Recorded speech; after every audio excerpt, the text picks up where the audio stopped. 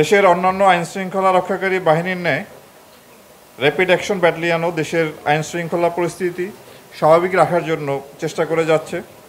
তো সাম্প্রতিক সময়ে আমাদের কিছু কার্যক্রম এবং সাম্প্রতিক সময়ে সংঘটিত কিছু ঘটনা নিয়ে আমি আপনাদের সাথে আলোকপাত করতে চাই এবং শেয়ার করতে চাই। আপনারা জানেন যে গত 9 জুলাই 2025 তারিখ রাজধানীর sir Salimullah medical college Mitford হাসপাতালের সামনে একটি লোমহর্ষক এবং খুব দুর্ধর্ষ একটি হত্যাকাণ্ড সংঘটিত হয়। তো এই হত্যাকাণ্ডের সঙ্গে জড়িত 2 জন সদস্যকে ঢাকা মেট্রোপলিটন পুলিশ গ্রেপ্তার করে এবং তাদের কাছ থেকে একটি অস্ত্র উদ্ধার করে।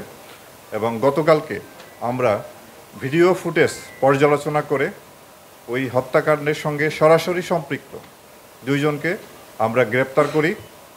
তারা হলো একজন লম্বা মনির আর একজন হলো আলমগীর।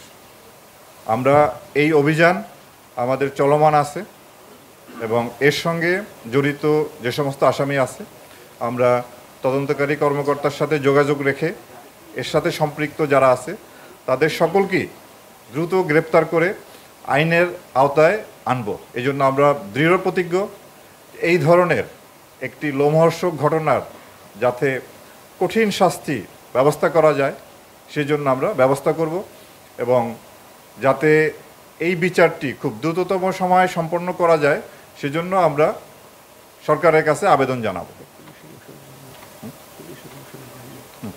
এবং এই অভিযান এখনও চলমান আছে এবং বাংলাদেশ সেনাবাহিনীও এই অভিযানের সাথে সম্পৃক্ত আছে এবং ঢাকা মেট্রোপলিটন পুলিশও তাদের অভিযান অব্যাহত রেখেছে। আমরাও আমাদের অভিযান চালিয়ে যাচ্ছি।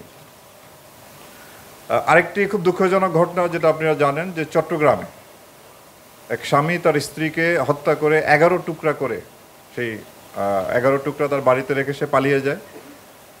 এই ঘটনাও আমরা ছায়া তদন্ত শুরু করি এবং এই ঘটনার সঙ্গে যে সম্পৃক্ত ওই স্বামী তাকে আমরা মোহাম্মদ সুমন তাকে আমরা গ্রেপ্তার করতে সক্ষম হই এবং তাকেও আইনের আওতায় আনা হয়েছে।